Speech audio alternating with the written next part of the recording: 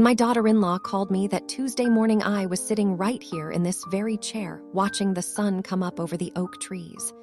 The same oak trees I've been watching for 99 years now, almost a whole century of sunrises. She said, "Mama Davis, you need to sit down for this news." And I laughed and told her, "Baby, I'm already sitting. At my age, that's where I spend most of my time." But something in her voice made me hold my breath for just a moment. You know how you can feel a change coming? Like when the wind shifts before a storm and the whole world goes quiet for just a second. That's how it felt. She said the city had called. The city of Winter Haven right here in Florida, where I've lived my whole life. They wanted to tell me something official. And I thought, oh Lord, what have I done now? Did I forget to pay a bill? Did somebody complain about my roses growing over the fence line? But she was crying, not sad crying, the other kind. She said, "Mama Davis, they're nomming a whole week after you. Angeline Keaton Davis week, starting February 15th. I set the phone down on the little table next to my chair. The same table where my husband used to set his coffee cup every morning for 53 years. And I just sat there staring at those oak trees, watching the sunlight play through the leaves. A whole week. When you live as long as I have, you learn that time is a funny thing. Some days crawl by like molasses in winter. Some years fly past like birds heading south. And then one day somebody calls and tells you that the city where you were born, the same city where you picked oranges as a little girl, the same city where you were crowned homecoming queen during a war, the same city where you held dying patients' hands as a nurse, that city wants to give some of that time back to you. I thought about my mama. I thought about my daddy. I thought about all the people who came before me, whose names nobody knows, whose stories nobody tells. And I said out loud right here in this empty living room, "Mama, can you hear me? They're nomming a week after your little girl." That's when the tears came, not because I needed the recognition. Lord knows at 99 you stop caring much about what people think of you. You've outlived most of the people whose opinions mattered anyway. No, the tears came because I thought about all the moments that brought me here. All the choices, all the struggles, all the times I wanted to give up but kept going because giving up just wasn't in me. And I thought maybe, just maybe, my story might mean something to somebody else.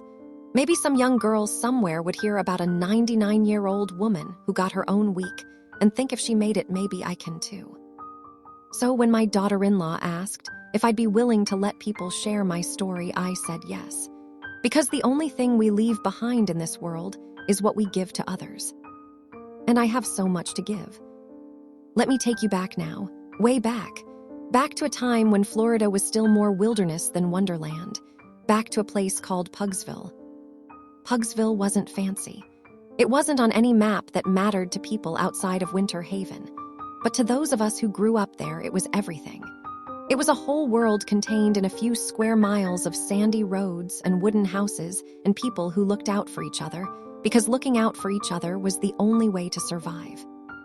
I was born in July of 1925. Can you imagine that? 1925. The year they were building the first highways across America. The year the Scopes monkey trial was making headlines. The year my daddy came home from work one day, picked me up in his arms, and carried me out to the front porch to watch a thunderstorm roll in. He said, "Angeline, you look at that sky. You remember this moment. Because one day you'll be old and you'll want to remember where you came from." I didn't understand what he meant then. I was just a baby. But somehow I do remember. I remember the smell of rain on dry earth. I remember the way the wind felt on my skin. I remember my daddy's arms around me, strong and safe. Pugsville was a community of colored families. That's what we were called then. Colored, Negro, later Black, later still African American. The words changed over the years, but what didn't change was who we were to each other. We were neighbors. We were family. We were church on Sunday and work on Monday and everything in between. Our houses weren't grand. Most of them didn't have indoor plumbing when I was little. We had an outback and a pump for water and a wood stove for cooking. We had oil lamps at night and went to bed when the sun went down because there wasn't much else to do. But we had each other. My mama, God rest her soul, she was the strongest woman I ever knew. She raised 6 children and somehow made sure every single one of us knew we were loved. Not with words so much. She wasn't one for a lot of talking. But with actions. With the way she'd smooth my hair when I was sick. With the way she'd save a piece of cornbread for me even when there wasn't enough to go around.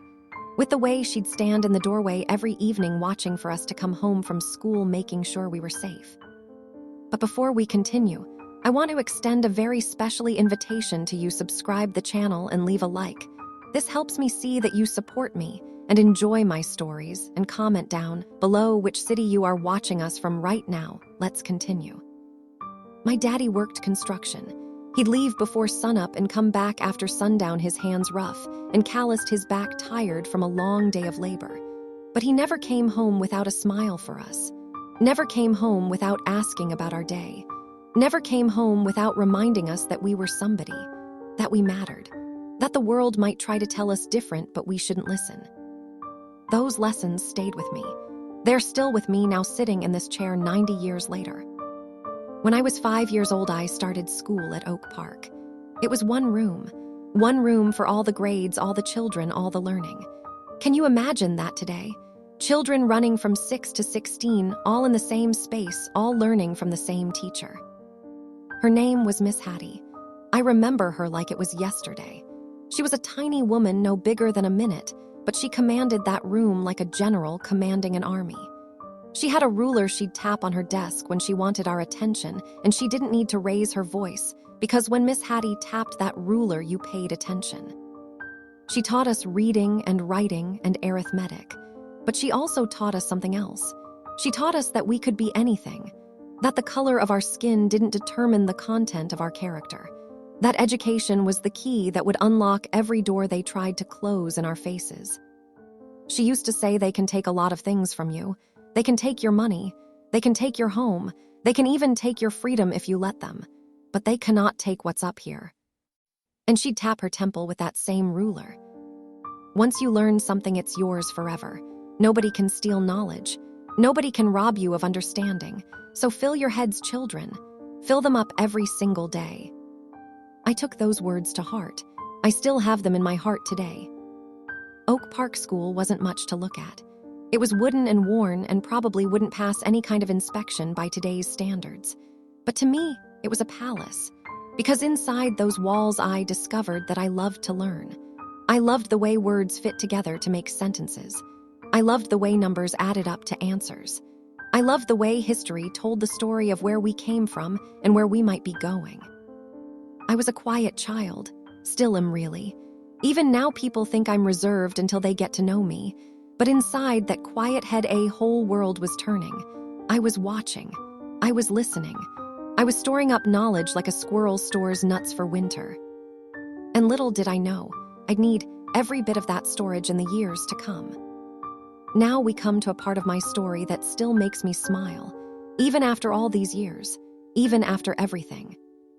Homecoming Queen. When I was a girl at Jewett High School, I never dreamed such a thing would be possible for someone like me. Not because I didn't think I was worthy. My daddy raised me to know my worth, but because the world had a way of reminding colored girls that some honors weren't meant for us. But Jewett High was different. Jewett was our school in the Florence Villa community, and at Jewett, we decided for ourselves what was possible. It was 1945. The war was finally ending. The boys were coming home. The whole country was letting out a collective sigh of relief. And there, I was a 17-year-old girl with big dreams and a quiet heart about to be crowned homecoming queen. I remember the dress like it was yesterday. My mama made it by hand. She stayed up for nights on end sewing by lamplight after working all day because store-bought dresses cost money we didn't have. The fabric was pale blue like the sky on a summer morning. She found it at a market in town, marked down because it had a small flaw in the weaving, but you couldn't see it unless you looked close. And let me tell you something. When I put that dress on, I felt like the most beautiful girl in the whole world. Not because of the dress itself, but because my mama's love was stitched into every seam. Every time I moved, I could feel her there with me. The crowning was supposed to be just one night, one magical night, and then life would go back to normal. But life had other plans. The war wasn't quite over when they crowned me. The boys were still coming home in pieces, in boxes, in memories. The celebration that should have followed got tangled up in all that loss and longing. So they did something unusual. They asked me to stay, to keep the crown just a little longer, to be homecoming queen for another year. I said yes. For 2 years I wore that crown. For 2 years I represented Jewett High School, our community, our hopes. For 2 years I carried something that most people only get to carry for one night. And in those 2 years, something happened inside me. I learned that waiting isn't passive. I learned that holding on to hope when things are uncertain takes more courage than charging ahead when the path is clear. I learned that a queen isn't just someone who gets crowned. A queen is someone who shows up day after day and represents something bigger than herself. When I think about that girl now, that 17-year-old girl in the pale blue dress, I want to reach back through time and tell her something. I want to tell her that the waiting would be worth it, that the patience would pay off, that the crown she wore for 2 years would prepare her for a lifetime of service she couldn't yet imagine. But that girl couldn't see the future. All she could see was the present stretching out before her like a long road with no clear destination. She didn't know that the same hands that held that crown would one day hold the hands of dying patients. She didn't know that the same heart that beat with excitement under that pale blue dress would one day break 1,000 times and keep beating anyway. She didn't know that being a queen was just practice for being something else entirely. A nurse, a caregiver, a witness to the sacred passage from life to whatever comes next. But I'm getting ahead of myself. There's still so much to tell you about what happened between then and now. Before I became a nurse, I was something else. I was a musician. My fingers found the piano keys when I was barely tall enough to reach them. There was an old upright in the church we attended, Mount Olive AME, though it wasn't called that back then, just the church on the corner. And somehow, some way, I discovered that I could make it sing. Nobody taught me. Not really. I'd watch the regular pianist on Sundays, the way her fingers moved, the way she knew just which keys to press to make the congregation sway and clap and feel the spirit moving through them. And then during the week when the church was empty, I'd sneak in and try to copy what I'd seen. At first it was just noise, just banging on keys hoping something beautiful would come out. But gradually, I started to understand. The black keys and white keys weren't just colors. They were a map, a path, a language. And once I learned to speak that language, I couldn't stop. By the time I was a teenager, I was playing for services, not just at my own church, but at others too. All around Pugsville, all around Winter, Haven, people would ask, "Can that Keaton girl come play for us on Sunday?" And I would. I'd walk or catch a ride, or sometimes my daddy would drive me, and I'd sit at whatever piano they had. Some were good, some were terrible, some had keys that stuck and pedals that didn't work. And I'd play. Gospel, hymns, spirituals, anything that lifted the soul. I played for weddings and funerals, and Sunday services, and Wednesday night prayer meetings. I played for revivals that went on until past midnight, with people sweating and shouting, and the Holy Ghost moving through the room like a mighty wind. And in those moments, sitting at that piano, I felt closer to God than I ever did anywhere else. Music taught me something that nursing would later confirm. It taught me that we're all connected, that what moves one person moves us all, that a melody can reach places that words cannot. When I played, I watched people's faces change. I watched burdens lift, even just for a moment. I watched sorrow turn to hope, despair turn to faith, loneliness turn to community. And I thought, if music can do this, what else can? That question led me places I never expected to go. I left Winter Haven to become a nurse. That might not sound like a big thing today. Young people leave home all the time. They go to college in different states. They build lives far from where they grew up. But in those days, for a colored girl from Pugsville, leaving was a risk. A big risk. There were no guarantees, no safety nets, no one to catch you if you fell. My mama didn't want me to go. I could see it in her eyes every time I talked about nursing school. She was proud of me, yes, but she was also afraid. Afraid of what might happen to her little girl out in the world. Afraid of the prejudice and danger and loneliness that waited beyond the boundaries of our community. My daddy was different. He said, Angeline, if you feel called, you go. And you don't look back. Because the only regrets you'll have at the end of your life are the chances you didn't take. So I went. Miami was a world away from Winter Haven. Not just in miles, but in everything. The city was bigger, louder, faster.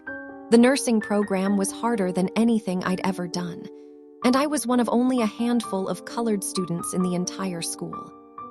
Those years tested me in ways I couldn't have imagined. There were teachers who doubted me, patients who didn't want my hands touching them, classmates who wouldn't sit next to me, moments when I wanted to pack my bags and go home and forget the whole thing. But I kept hearing my daddy's voice, you go, and you don't look back. So I stayed. I studied twice as hard as anyone else. I worked twice as long. I proved myself again and again and again until even the doubters had to admit that Angeline Keaton belonged in that nursing program. And when I finally graduated, when I put on that white uniform and that cap for the first time, I cried. Not because I was happy, though I was. I cried because I could feel my daddy smiling somewhere, and I knew that every sacrifice, every struggle, every moment of doubt had been worth it. I was a nurse. I was a healer. I was exactly where I was supposed to be. For decades, I worked as a private duty caregiver. That means I went into people's homes and took care of them when they couldn't take care of themselves. The elderly, the sick, the dying. I held more hands than I can count. I sat beside more beds than I can remember. I watched more people take their last breaths than most people ever will. And let me tell you something. When you sit with the dying, you learn what matters. You learn what people hold on to and what they let go of. You learn what they regret and what they're proud of. You learn that all the things we spend our lives chasing, money, status, recognition, none of it matters at the end. What matters is love. What matters is family. What matters is knowing that you made a difference in someone's life. I had one patient, an elderly white woman, who initially didn't want me in her home. Her family hired me because there was nobody else available, and she made it clear that she wasn't happy about it. The first week was hard. She wouldn't look at me, wouldn't talk to me, wouldn't let me do anything more than the absolute minimum. But I kept showing up, kept being kind, kept treating her with dignity even when she treated me like I was invisible. And then one day, she reached out and took my hand. She said, "I'm sorry." That was all, just 2 words. But I knew what she meant. I knew that something had shifted inside her. Maybe she saw past my skin color for the first time. Maybe she recognized that we were just 2 women, both getting older, both facing the same end. Maybe she finally understood what I'd known all along. After that, we became friends. Real friends. She'd tell me stories about her life, her marriage, her children. I'd tell her about Pugsville and homecoming and my mama's sewing. We'd laugh together and sometimes cry together, and when she finally passed, I was holding her hand. Her daughter came to me afterward and said, "My mother loved you. She told me you were the best thing that ever happened to her." I think about that sometimes, about how love can overcome anything, about how a woman who started out not wanting me in her house ended up calling me her friend, about how grace works in mysterious ways, softening even the hardest hearts.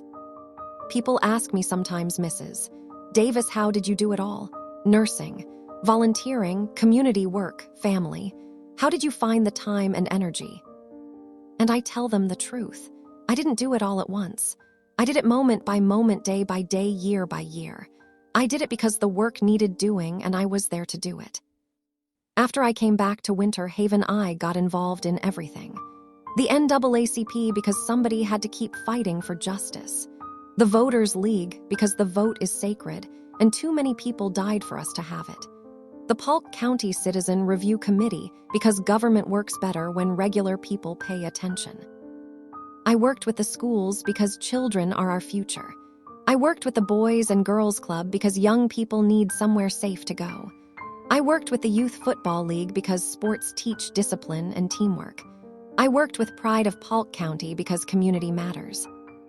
And through it all, I kept nursing, kept holding hands, kept sitting with the sick and dying. People said, "Angeline, you're going to burn out. You're going to run out of energy. You're going to collapse." But I never did. Not once. Because here's the secret nobody tells you. When you're doing what you're meant to do, the work gives you energy instead of taking it away. I remember one year, I think it was 2001, the Chamber of Commerce called to say they'd named me Woman of the Year. I almost didn't go to the ceremony. I was tired that night. I'd been working long hours taking care of a patient who needed around-the-clock attention. My feet hurt, my back hurt, my spirit was weary. But my husband said, "Angeline, you're going. Put on your nice dress and go. This isn't just for you. It's for all the people who believed in you, for all the people who made it possible." So I went. And when I stood on that stage, looking out at all those faces, I thought about Miss Hattie tapping her ruler. I thought about my mama sewing that pale blue dress. I thought about my daddy saying, "You go and don't look back." I thought about all the patients who'd held my hand and thanked me for being there. And I realized that I wasn't standing there alone. I was standing there with all of them. Every person who'd ever loved me, taught me, believed in me. They were all there with me, invisible but present, part of everything I'd become. I haven't talked much about my husband yet. That's because some things are too precious to rush into. Some things need to be approached slowly, carefully, like walking up to a deer in the woods, so you don't startle it away. His name was William Davis. And for 53 years, he was my partner, my friend, my love. We met when I came back from nursing school. He was working construction just like my daddy had. He was quiet like me, steady, reliable, the kind of man who showed up and did what needed doing without a lot of talk. He courted me for 6 months before he even held my hand. Can you imagine that today? Young people move so fast. They don't understand the sweetness of waiting. The way anticipation makes everything better. When he finally did take my hand, it was after church on a Sunday. We were walking down the steps, and he just reached over and held my fingers light as a butterfly landing on a flower. I thought my heart would burst right there. We married in 1952. I wore white like every bride dreams of. My mama made that dress too. By then she could afford store-bought fabric, real silk, but she still sewed it herself because that's how she showed love. William and I built a life together, a simple life, a good life. We had our children, 2 boys, both the image of their daddy. We had our home, the one where I'm sitting right now. We had our routines and our rituals and our quiet moments of connection that nobody else saw. He never said much, but he didn't need to. I could read him like a book. The way he'd squeeze my hand meant "I love you." The way he'd look at me across a room meant "You're beautiful." The way he'd sit beside me in silence meant "I'm glad you're here." When he got sick, I took care of him. Of course I did. I was a nurse. I was his wife. There was never any question. For 3 years, I watched him fade. For 3 years, I held his hand and prayed and hoped and finally accepted what was coming. For 3 years, I prepared myself for a life without him. But you're never really prepared. Not really. When he passed, it was early morning. The sun was just starting to come up, painting the sky in shades of pink and gold. I was holding his hand just like I'd held so many others, and I felt the exact moment when he left. When the weight of his hand changed, when the warmth began to fade, when the space beside me became empty. I didn't cry right away. I just sat there holding his hand, watching the sunrise, thinking about 53 years of mornings together. And I said, "William, you go on ahead. I'll catch up with you when I get there." After William died, I learned something about loneliness. I'd been alone before, of course. I'd spent nights in hospital rooms, days in empty houses, hours in quiet churches. But this was different. This was the kind of loneliness that lives in your bones. The kind that wakes you up at night, reaching for someone who isn't there. The kind that makes you set the table for 2 out of habit, then stand there staring at the extra plate, wondering how to go on. For a long time, I didn't want to go on. What was the point? My children were grown. My work was winding down. My friends were passing away one by one. And the man I'd loved for more than half a century was gone. But here's the thing about grief. It doesn't last forever. It changes shape over time, like clouds moving across the sky. Some days it's heavy and dark, blocking out all the light. Other days it's just a wisp, barely visible, easy to forget. And gradually, I started to notice that I was still here. still breathing, still waking up to sunrises, still watching those oak trees through the window, still alive for reasons I couldn't fully understand. So I kept going, not because I was brave, not because I was strong, just because that's what you do. You keep going, one foot in front of the other, one day at a time. I started going to more community meetings. I volunteered with the schools again. I played piano at church whenever they needed me. I let my children and grandchildren fill the empty spaces with their noise and their laughter and their love. And slowly, the loneliness began to lift. Not disappear entirely. It never does, but lift enough that I could breathe again. Enough that I could look at William's picture and smile instead of cry. Enough that I could feel grateful for 53 years instead of bitter that there weren't 54. When people ask me what I'm most proud of, they expect me to say the nursing, or the awards, or the community work. And those things matter, they do. But what I'm most proud of is the children. All the children I've watched grow up.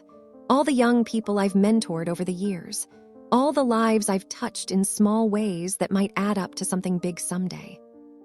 I started mentoring because I remembered what it felt like to be young and uncertain. I remembered how Miss Hattie's belief in me made all the difference. I remembered how my daddy's encouragement carried me through hard times. I wanted to be that for someone else. So I volunteered with anti-drug initiatives, teaching young people that their bodies are sacred and their minds are powerful. I worked with civic engagement programs, showing kids that their voices matter, that they can change things. I sat on committees that made decisions about schools and youth programs, always advocating for the children who needed someone in their corner. And sometimes young people would come to me directly. They'd show up at my door or call me on the phone or find me after church, and they'd ask for advice about school, about work, about relationships, about life. I never told them what to do. That's not mentoring. Mentoring is listening. Mentoring is asking questions that help people find their own answers. Mentoring is being present, being available, being someone who cares without expecting anything in return. One young woman came to me years ago. She was pregnant and scared and alone. Her family had turned their backs on her. The father of the baby was nowhere to be found. She thought her life was over. I held her hand. I've held so many hands, and I told her my own story. Not the pretty parts, but the hard parts. The doubts and fears and moments when I didn't know if I could go on. I told her that being a mother is the hardest job in the world, but also the most rewarding. I told her that she was stronger than she knew. She had her baby, a little girl, and she raised that girl with love and determination and grace. That little girl grew up and went to college and became a teacher. And now she teaches at one of the schools where I used to volunteer. That young woman, the scared pregnant girl, she came to see me last year. She brought her daughter, the teacher, and her granddaughter, a bright-eyed little girl who reminded me so much of her mother at that age. She said, "Mrs. Davis, you saved my life, not with advice but with presence. You showed up for me when nobody else would. And because of you, I showed up for my daughter. And because of her, she shows up for her students." That's mentoring. That's legacy. That's why I kept going year after year, even when I was tired, even when I wanted to rest. So we come back to where we started, to that phone call, to that Tuesday morning, to the news that changed everything even at 99. When they told me about Angeline Keaton Davis, I didn't quite believe it at first. Weeks are for important people, for presidents and pioneers and people who do big, noticeable things. Not for a quiet woman from Pugsville who just did what needed doing day after day, year after year. But my daughter-in-law explained it to me. She said, "Mama Davis, that's exactly why they're doing it. Because you did what needed doing. Because you showed up. Because you never stopped caring. Because you're proof that ordinary people can do extraordinary things just by being faithful to what matters." And I thought about that. About all the ordinary moments that added up to an extraordinary life. About all the small choices that made a big difference. About all the times I could have given up but didn't. The week is February 15th through 21st, 2026. The same week they're celebrating Black History Month all across the country. And they're having a ceremony, they tell me. with speeches and proclamations and people saying nice things about me. I'm a little embarrassed about all the fuss, to be honest. That's just how I'm built. But my family says I have to go.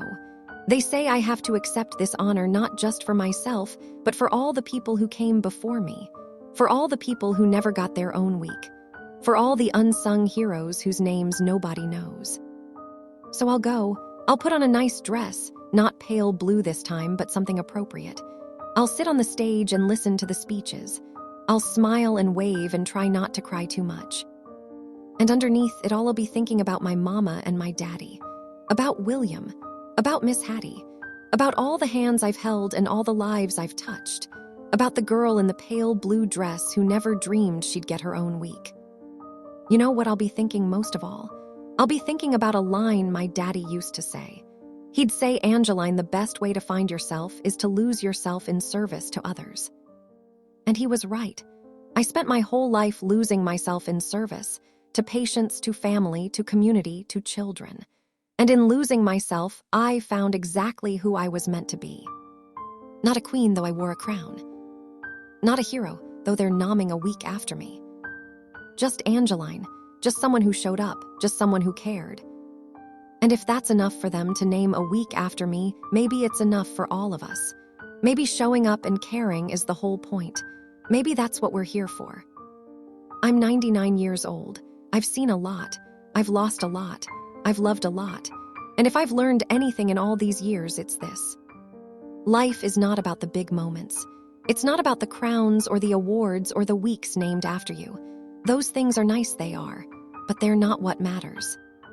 What matters is how you treat people. What matters is showing up when you're needed. What matters is holding hands and listening and caring even when it's hard, even when you're tired, even when nobody's watching. I've held the hands of the rich and the poor, the powerful and the forgotten. And you know what? At the end, they all want the same thing. They want to know they were loved. They want to know they mattered. They want to know that their life meant something. So here's what I want you to take from my story. Here's the lesson I've learned after 99 years. Be kind, not because kindness pays off, but because it's who you are. Show up, not because anyone will thank you, but because showing up is what love does. Keep going, not because it's easy, but because giving up is never the answer. And remember that the small things aren't small. A hand held, a meal shared, a word of encouragement. These are the things that build a life. These are the things that outlast us. These are the things that make people name weeks after quiet women from Pugsville who just did what needed doing. I have a saying I've shared with a lot of young people over the years. It's simple, but it's true. Once you replace negative thoughts with positive ones, you will start having positive results.